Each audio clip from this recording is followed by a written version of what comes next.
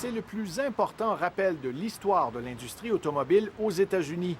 34 millions de véhicules fabriqués par 11 constructeurs automobiles. 2, 1. Des véhicules avec des coussins gonflables du manufacturier japonais Takata, fabriqués entre 2000 et 2011, qui explosent en projetant des fragments de métal.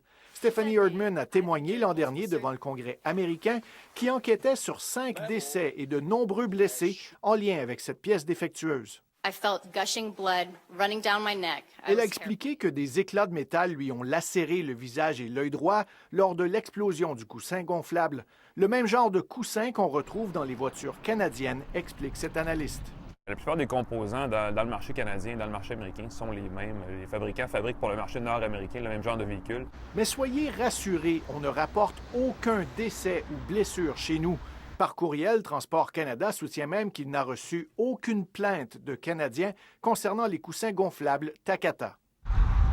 Plus d'1 million de véhicules ont tout de même fait l'objet de rappels volontaires des constructeurs automobiles chez nous dans la dernière année en raison de coussins Takata défectueux.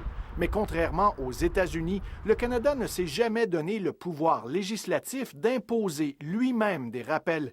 Il doit donc se fier aux constructeurs, d'où l'expression « rappel volontaire ». Une situation inquiétante, selon Thomas Mulcair. Quand on sait qu'il y a un danger comme celui-là, il faut agir et il ne faut pas laisser ça à la discrétion des compagnies.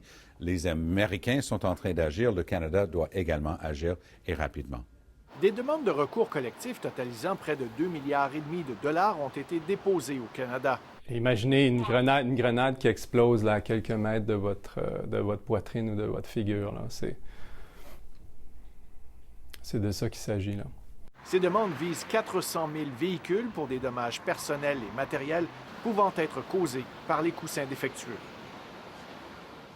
Alors Philippe, que doivent faire les Canadiens qui croient que leur véhicule pourrait faire l'objet d'un rappel? Bien, la première étape serait d'aller voir le site web de Transport Canada. On peut y voir, on peut y consulter toute la liste des véhicules rappelés. Et puis, si on a encore des doutes ou même des inquiétudes ou qu'on ne trouve pas l'information qu'on désire, on peut appeler directement le concessionnaire ou même le manufacturier. Il s'agit de mentionner la marque et l'année de fabrication du véhicule. On devrait être en mesure d'avoir l'information que vous cherchez. Et puis, la troisième étape, la plus importante, Céline, c'est de s'armer de patience. Il y a des dizaines de millions de véhicules rappelés à travers le monde. Donc, évidemment, changer tous ces sacs gonflables-là, ça va prendre des mois. Soyez patients.